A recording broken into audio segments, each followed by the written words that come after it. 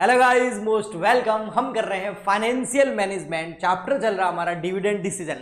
Dividend decision chapter का हमने concept समझा था और उसके साथ साथ में ये समझा था कि इसके अंदर दो तरह की अप्रोचेज होती है। एक होती है रेलेवेंस और एक होती है इररिलेवेंस। यानी कि रेलेवेंस कॉन्सेप्ट ये बोलता है कि जो आप डिविडेंड दे रहे हैं उसका आपकी फर्म की वैल्यू के ऊपर इफेक्ट पड़ेगा, और वो एक रेलेवेंस है, डिविडेंड देना या नहीं देना ये आपकी फर्म की जो मार्केट वैल्यू है उसको प्रभावित कर सकता है। और दूसरा हमने पढ़ा था इररिलेवेंस कॉन्सेप्ट, जिसमें हमने ये पढ़ा कि आप डिविडेंड दोगे या नहीं दोगे, इससे आपकी फर्म की जो वैल्यू है या जो नेटवर्थ है या जो मार्केट प्राइस है उसके ऊपर कोई प्रभाव नहीं पड़ेगा। ओके, तो रेलेवेंस कॉन्सेप्ट के हमने अंदर दो तरह के जो प्रोफेसर्स हैं उनके अप्रोचेज या उनके मॉडल्स को पढ़ा था। उसमें एक था वाल्टर और एक था गॉर्डन। ये दोनों हमने रेलेवेंस थ्योरी के अंदर पढ़ा था, ठीक है। और एमएम अप्रोच जो है, मोदी गिलियानी मिलर अप्रोच, ये हमने इररिलेवेंस जो कॉन्सेप्ट है उसके अंदर पढ़ा था, ठीक है।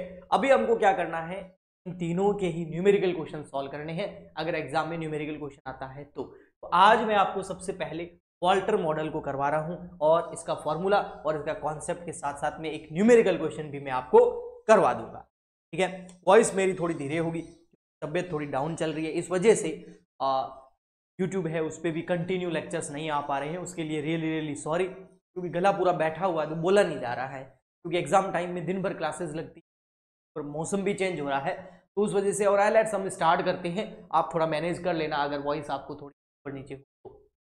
ओके, सो जो हमारा वाल्टर मॉडल है उसको हमने, उसका कॉन्सेप्ट हमने पहले ही पढ़ा था, है ना, वाल्टर्स मॉडल या वाल्टर्स अप्रोच, ठीक है। उसमें क्या था कि ये माना जाता था कि अगर आपका जो के आर है, यानी कि इंटरनल रेट ऑफ रिटर्न भी बोलते हैं, के आर आर का मतलब IRR भी होता है, इंटरनल रेट ऑफ रिटर्न। अगर क्वेश्चन में दे रखी है तो आप समझ लेना के आर है, यानी कि कॉस्ट ऑफ रिटेन अर्निंग।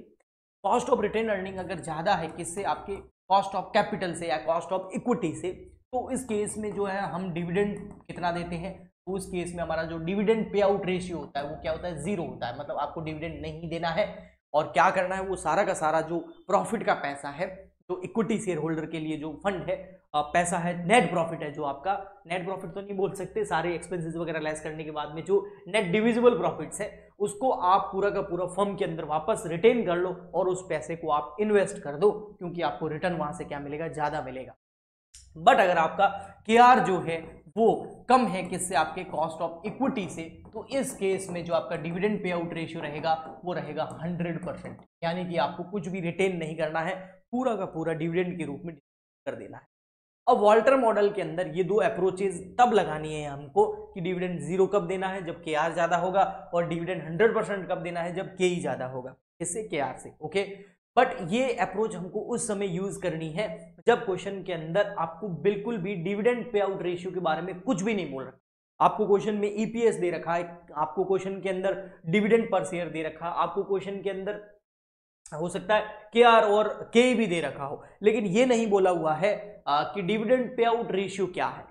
वैसे डिविडेंड दे रखा होगा तो हम निकाल लेंगे, बट मान लेते हैं डिविडेंड भी नहीं दे रखा, आपको के आर के ही दे रखा है, आपको ईपीएस दे रखा है, और अब आपको क्वेश्चन के अंदर जो है डिविडेंड निकालना है या फिर मार्केट प्राइस निकालनी है शेयर की, और आपको डिविडेंड पे आउट रेशियो नहीं दे रखा है, कितने परसेंट डिविडेंड देना है, 10% देना है, 0% देना है, 100% देना है, 20% देना है, 40% देना है, कितना रिटेन करना है, कितना डिविडेंड पे आउट रेशियो है, उसके बारे में क्वेश्चन साइलेंट है, तो उस केस के अंदर हम ये यूज करेंगे कि अब के आर ज्यादा है तो डिविडेंड नहीं देंगे, और के ही ज्यादा है तो 100% डिविडेंड।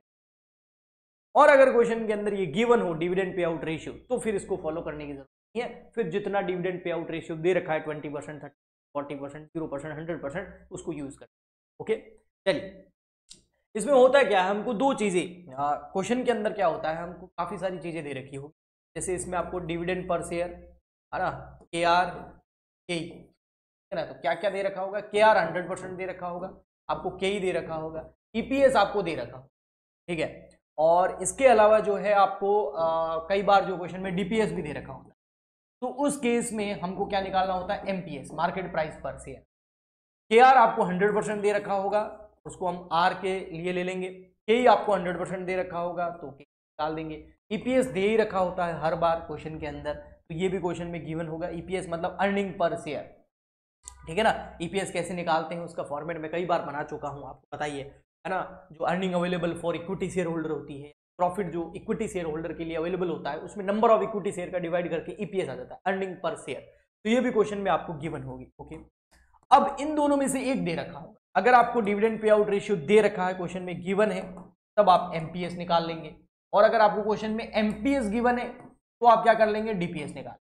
समझ में आ गया? तो उसके लिए सर कोई फॉर्मूला तो होगा ना? हाँ, वॉल्टर साहब ने हमें एक फॉर्मूला दिया है। उन्होंने बोला कि आपको अगर मार्केट प्राइस दे रखी है या निकालनी है, ठीक है, तो आप एमपीएस कैसे निकालेंगे? अगर फॉर एग्जांपल के लिए आपको डिविडेंड पर शेयर आपको क्वेश्चन ये दे रखा है, तो आप ये कैसे निकालेंगे?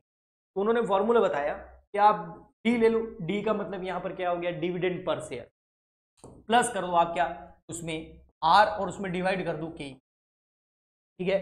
फिर आप क्या ले लो, ईपीएस ले लो, अर्निंग पर शेयर ले लो, ठीक है, उसमें से डी यानी कि डिविडेंड पर शेयर, और उसमें डिवाइड कर दो फिर वापस के।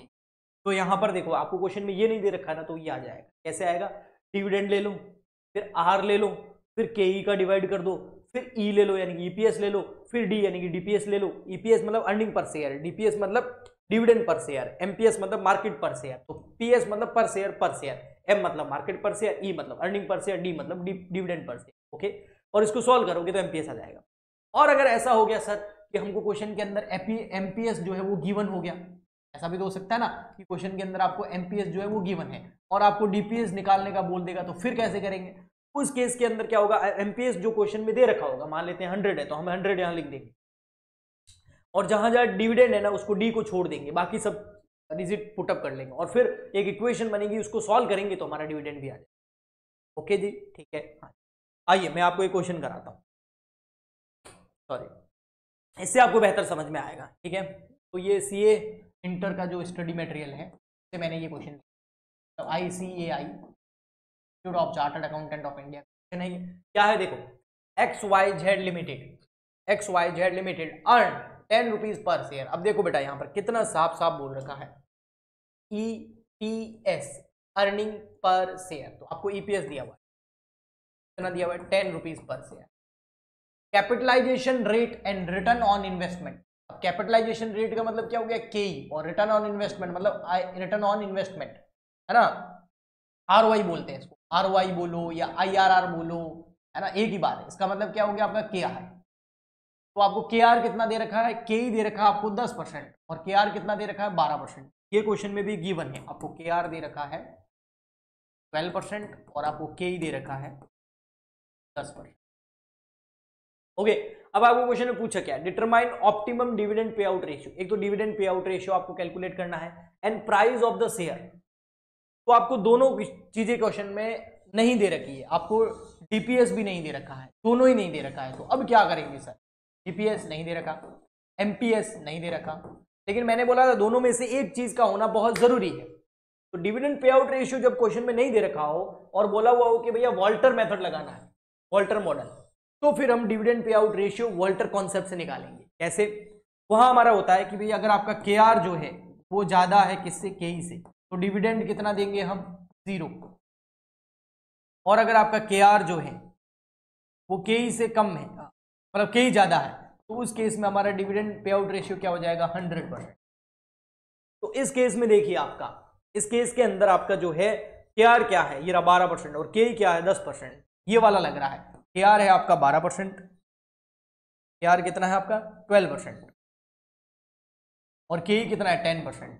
इस केस ये वाला कॉन्सेप्ट आ रहा है वॉल्टर के हिसाब से कि आपका रिटर्न अर्निंग के ऊपर, जो इन्वेस्टमेंट के ऊपर जो आपको रिटर्न मिलेगा वो 12% है, जबकि कॉस्ट ऑफ इक्विटी 10% है। तो इस केस में आप डिविडेंड मत दो, सारा का सारा पैसा रिटर्न करके इन्वेस्ट कर दो बिजनेस के अंदर। तो इस केस के अंदर हमारा यहाँ पर डिविडेंड पे आउट रेशियो कितना हो जाएगा, 0%। तो अब आप यहाँ पर डिविडेंड पे आउट रेशियो 0% है। अब डिविडेंड पे आउट रेशियो कैसे निकालते हैं पता है, ईपीएस जो होती है ना उसका परसेंटेज करना होता है। अब हमारा ईपीएस कितना है यहाँ पर 10, अब 10 का आप 0% करोगे तो कितना आएगा, 0। ये मैं इसलिए बता रहा हूँ क्योंकि कई बार अगर 100% होता तो फिर हमारा, अगर फॉर एग्जाम्पल के लिए केआर जो है वो कम होता और केई ज्यादा होता इस क्वेश्चन के अंदर, तो हम डिविडेंड पे आउट रेशियो लेते हैं 100%। 100% किसका, ईपीएस का। तो अर्निंग पर शेयर दे रखी है ना कि इतना अर्निंग किया है एक शेयर पर 10 रुपए, और 10 के 10 आप 100% डिविडेंड के रूप में दे रहे हो। यहाँ पर 0% दे रहे हैं, बिल्कुल डिविडेंड नहीं दे रहे हैं, तो डिविडेंड हो गया 0 आपका।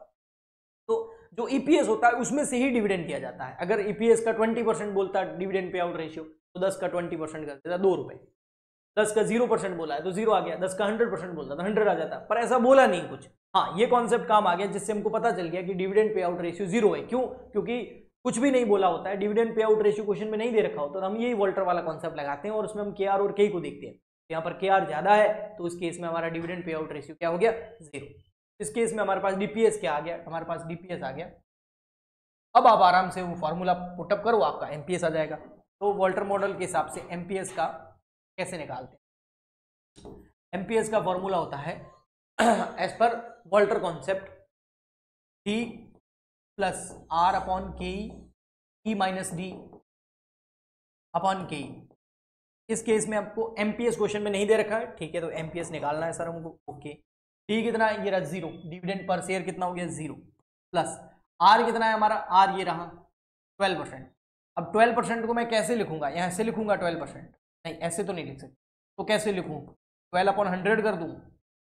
हाँ, ये कर सकता हूँ, परसेंटेज नीचे आ गया ना। अब इसको और सोल्व करूंगा तो क्या आ जाएगा? 0.12। मैं यहाँ पर 0.12 कर, के कितना है? 10%, तो उसको 0.10 कर दिया। फिर ब्रैकेट आया हमारा, और ब्रैकेट में क्या? ई मतलब ईपीएस कितना है? 10। डिविडेंड कितना है? वही 0। ठीक है सर, सॉल्व हो रहा है। अब क्या डिवाइड में क्या है? वापस के ही है। देखो के ही 2 बार डिवाइड में है ना, एक बार आर के नीचे और एक बार पूरे फॉर्मूले के नीचे आ गया पॉइंट। अब इसको आपको करना है सॉल्व। इसको सॉल्व कैसे करना है? 0 का 0। अब ये 0.12 है ना, इसमें आपको 0.10 का पहले डिवाइड कर देना है। लाइन टेढ़ी खींची है, बहुत अजीब लग रही है ना, थोड़ा सा मैं इसको सीधा करता हूँ, यानी टेढ़ा ही होता गया। हाँ जी, 0.1, तो यहाँ पर 0.12 में डिवाइड 0.10 का कर देता हूँ, तो आ गया 1.2। 10 में से 0 किया तो 10 डिवाइड बाय 0.10। फर्दर सॉल्व करो, 10 को मल्टीप्लाई कर दो 1.2 से और 0 से प्लस कर दो। ये जो 1.2 है ना, उसको मल्टीप्लाई कैसे कर दो? 10 से, तो आ गया 12। 12 में 0 प्लस करेंगे तो 12 डिवाइड 0.10, क्या आ गया? 120 रुपये। 120 रुपये क्या आया है? ये आ गया आपका एमपीएस। एमपीएस आ गया 120 और डिविडेंड पे आउट रेशियो क्या है? वो है 0%। क्यों? क्योंकि आपका केआर जो है वो ज्यादा है केस। आया समझ में? तो एमपीएस और डीपीएस दोनों अगर क्वेश्चन में नहीं दे रखी है तो फिर ये फॉर्मूला सॉल्व नहीं हो सकता। तो उस केस में आप वोल्टर फॉर्मूला यूज करके केआर के की कॉन्सेप्ट के हिसाब से डिविडेंड पे आउट रेशियो पता कर लो और फिर आपका एमपीएस आ जाएगा। हाँ, एमपीएस अगर क्वेश्चन में दे रखा होता तो फिर ये डी हम यहाँ पर लिख देते और इक्वेशन से सॉल्व होकर डिविडेंड आ जाए। तो इस तरीके के बहुत सारे क्वेश्चंस आपकी बुक के अंदर होंगे, तो आप वो सॉल्व कीजिए। और इसके अलावा हमारे चैनल को सब्सक्राइब नहीं किया तो सब्सक्राइब कर लीजिए। सब्सक्राइबर थोड़े से तेजी से बढ़ाइए ना, शेयर वेयर कीजिए थोड़ा सा, है ना, ताकि मैं आपके लिए इसी तरीके से रेगुलर लेक्चर्स जो है वो लाता रहूं यूट्यूब। हम मिलते हैं नेक्स्ट लेक्चर में, आज के लिए इतना ही, तब तक good bye and thank you.